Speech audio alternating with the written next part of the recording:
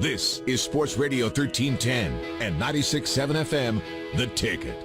The Cowboys made their first major signing in free agency this week. It was defensive tackle Henry Melton. As the draft approaches, you've already heard a couple of times, and we'll hear as we approach the draft more and more, my friend and researcher and writer on the blog for the draft, this is Jeff Bowers. Good morning. Thanks for joining us at the Hooters. Thank you, sir.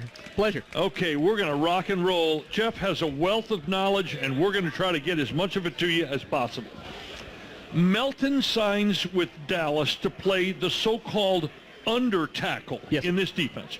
Would you explain, in a nutshell, the roles of the two tackles here and what an under tackle is? Yes, sir. In the Tampa 2, you've got the two tackles. The one is known as the one technique, commonly referred to as almost a nose tackle type position, and then the three technique, which is the under tackle. The one technique lines up basically between the guard and the center. He's the run stuffer. He's the guy that's designed to hold it up to keep the center off of Sean Lee at your middle linebacker spot. This is the position Warren Sapp and Booger McFarland, Booger McFarland played. Exactly. And Chartrick Darby in that team. A big guy who just doesn't give ground. Exactly, and this is Nick Hayden's role. It's also Terrell McClain, the guy they just signed from Houston. This is a big nose tackle, kind of stop the run and try to get push out of that position. The under technique, the three technique, lines up shaded outside the guard. Outside the other guard, generally outside shoulder of the left guard? Yes, sir. Okay. And, or the weak side guard, depending on the formation. And his job is to go upfield, to shoot the B gap, to disrupt running plays. That's your Warren Sapp. That's what Jason Hatcher did last year in that disruptive.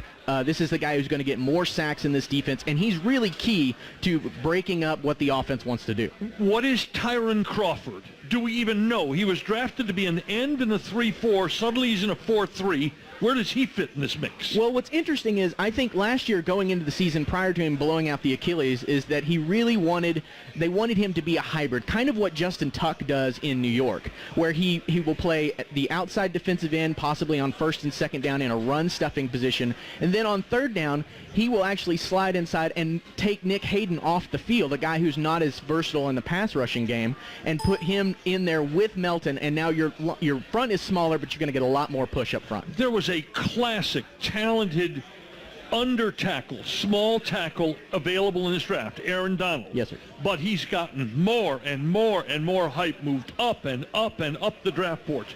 Can we assume with the Cowboys' pursuit of Melton, they had come to the understanding it was likely Aaron Donald would not get to them? Absolutely. I think that's the idea there, is that you're going to see Aaron Donald go anywhere from as high as 12 to the Giants. He could go to the Bears at 14. I think he's definitely off the board there. And as we've mentioned the last time I was on, they think of Tim Jernigan as a one tech, as the nose tackle type, and that's not really what they need in this defense in order to get the pass rush to replace Jason Hatcher.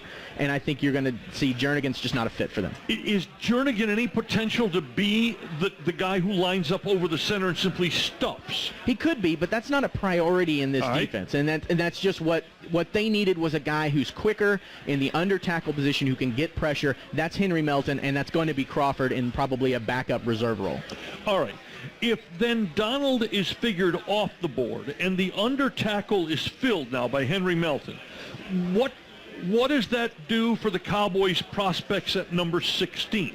Well, what's interesting is I think at 16 now you're looking at defensive end may become your best priority with DeMarcus Ware off the board. You've got George Selvey out there. You have signed Jeremy Mincy, but he's more of a situational pass rusher type of guy. You still have Crawford, but again, he's probably a first or second down guy. So what you need is that defensive end on the weak side who just comes off the edge and brings the pressure. A guy like Jared Allen, who they had in, but he's probably going to cost too much. It looks like he's going to Seattle. So what you need is a terror there off the end. The problem is at 16, no one really fits there. You're looking at, you would have to take a step down to on a talent level to take a guy like D. Ford out of Auburn, who they've liked at the Senior Bowl. Well, he's probably mid to late 20s player at the very highest, isn't he? Exactly. So what you're looking at there at 16 is it's a possibility that perhaps they trade down, depending on who falls to them, that maybe they move down somewhere above New Orleans at 27 so that they can get a guy like D. Ford or maybe Kona Ely out of Missouri. Let's stop right there, because this is, for me, a scenario that's also becoming real. Jerry is a creature of habit. He tends to do things, and if he has success or even moderate success, he tends to do them again. You can look at last year's draft and say, the Cowboys got two players, Frederick and Williams. Yes. And they got them both as the result of the same trade. Correct. When Jerry traded down. The other picks, Escobar, Wilcox, Webb, Randall, Holloman, there's not much success at all in those picks. Right, all those are iffy. Yeah. So does Jerry, is it possible? I know people don't like to hear the trade down. Goose never likes to hear that. Absolutely. But is 16 now, have they dropped off a plateau? In other words, there may be 15 guys who could go at 16. Well, what's interesting is, and you talk about plateaus, which is exactly where I was going, and it's the idea of basically right now you've got 5 elite guys at the very top of the draft. You've got Bortles, who will likely be number 1 to Houston. You've got Clowney, Khalil Mack, Greg Robinson, and Sammy Watkins. Those 5 guys will go somewhere in the first 5. Mm-hmm. Now you've got a next tier down where you've got your Atlantas, your Tampa Bay, your Minnesota, all in that little bracket. And they're looking at guys like possibly Anthony Barr, possibly Jake Matthews, Mike Evans, the wide receiver from A&M, and Bridgewater. Teddy Bridgewater should be in that range. Well, now, once you get past Minnesota, notice I haven't mentioned Johnny Manziel yet. So if Manziel gets past Minnesota, the next set of teams, there's no quarterback needs in there. There's St. Louis, the Giants, Tennessee.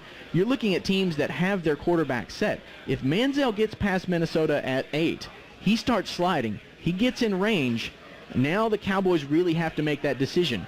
The smart move there, I think, is if Manziel lands in your lap at 16, you call up Cleveland and say, hey, what do you want for him? Hey, you got to pick late in the first round and pick early in the second round. Give me those two. And Cleveland has a ton of picks in this draft. You pick up an extra third, which a third in this draft is gold because this draft is so deep. You look at third, you're looking at a starting guard. A guy you could plug in, a guy like David Yankee that we talked about. Well, let's talk about the trade down scenario. All of a sudden, all sorts of positions open. You mentioned defensive end. Yes, sir. There's a need here at safety. Yep. There's a need at offensive line. Yep. And that's where some others come into play. Zach Martin may fall into that range, the offensive lineman down there. Right. So are you looking at a situation where a club who has holes, because the depth on this club is very, very poor. Completely agree. Are you looking at a situation where a trade down actually may make sense here because there's no upper-level player figuring to fall to 16? Well, and that's the interesting thing, too, because there might be a guy, like I say, like a Manziel who falls in that spot. Anthony Barr may slip. There's been some talk of that he could fall in there, and maybe that's a guy that you think about, hey, how does he fit in this 4-3 scheme? Right. So Mike Evans, I don't think there's any way he falls there, but that would be a guy they would run to the front of the room to get. I know people don't list wide receiver as high on the Cowboys' need list, but there are some whispers that the Cowboys have interest if there's a significant falling wide receiver. And I think with the signing of Melton now, what that has actually done is it's allowed them to have a little bit of luxury that, as we saw last year in the draft in the second round, they went with a luxury pick. They took Escobar, who was a guy they had highly rated as a tight end.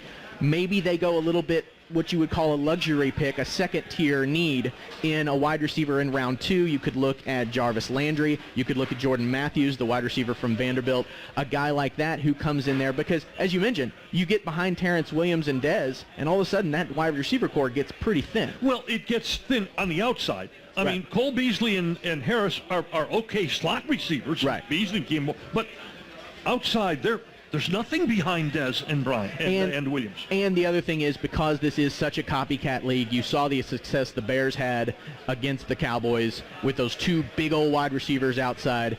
That's something that maybe Jerry starts copycatting. Jeff, I want to hear any more about copycats. We copycatted, well, we got to stop the Giants 3 wide receiver drafting corners, and then we copycatted, oh, Lord, we got to have 2 tight ends to go to the Wingland offense. My biggest fear is not even that. My biggest fear is that Johnny Manziel lands in Jerry's lap at 16, and they can't resist. Why is Johnny Manziel, who many suggested would go in the top 4 at some point, now, hey, like we've always said, it takes one team. It takes one team to grab a guy, and at the draft time, if you don't have a quarterback, you can get a big case of cottonmouth real quickly. That is absolutely true. And there's a chance that he still goes very high. There's still a chance he goes to Cleveland. But what's happening now, and this is my favorite time of year, because what's happened now is you've gotten through the combine process. You've gotten through the majority of the pro days now. Free agency has happened. All the big names are there. So teams are now sitting down and they're starting to game plan. They're starting to war game the draft, and they're saying, these are our needs. How do we fill it? How do we fill all of these needs with this draft process? So they're going through, and now the scouts kind of come back into the room, and you have a scout who, as we know, people coming in saying, Manziel's a second or third round player. He's just not, by the scouts version, he's not this, but then you see the it factor. So it's fascinating just to see exactly how that plays out in a lot of different teams. Is Manziel, has he got the widest range of opinion for any player in this draft? I think so, yeah, absolutely. I think this is a guy who could go any number of places. Now, the other thing that's influenced this is the poor pro day of Teddy Bridgewater. And I know you don't put a whole lot of stock in pro days, and I really don't either. But when you do have a poor performance, coupled with the fact that you didn't work out of the combine, there were rumors there that he was a little aloof, that he thought he was better than he was, and then you come out and have a poor performance. Now teams are start to say, maybe this isn't a franchise, quote-unquote, quarterback. Maybe this is a guy where I say, I'll go get a guy later. Jeff, do these teams simply have too long to think? Absolutely. This is so overthought. I spend 3/4 of my day on this stuff, so you are absolutely correct. And you know as well. What's the old Donnie Nelson line? Think long, think wrong. You know as well, when we sit in there in New York City in that draft room, the panic, the absolute, it takes one thing to just set the thing up. They made a movie about it, Norm. Yes. So and we're waiting to see if we're in it. I certainly hope so. That's Jeff Bowers. You'll hear more of him as the draft approaches. You'll hear him at the draft also. This is Sports Radio 1310, The Ticket, 96.7 FM from the Hooters in Grapevine. This is Hookie Palace back with Last Call next on The Ticket.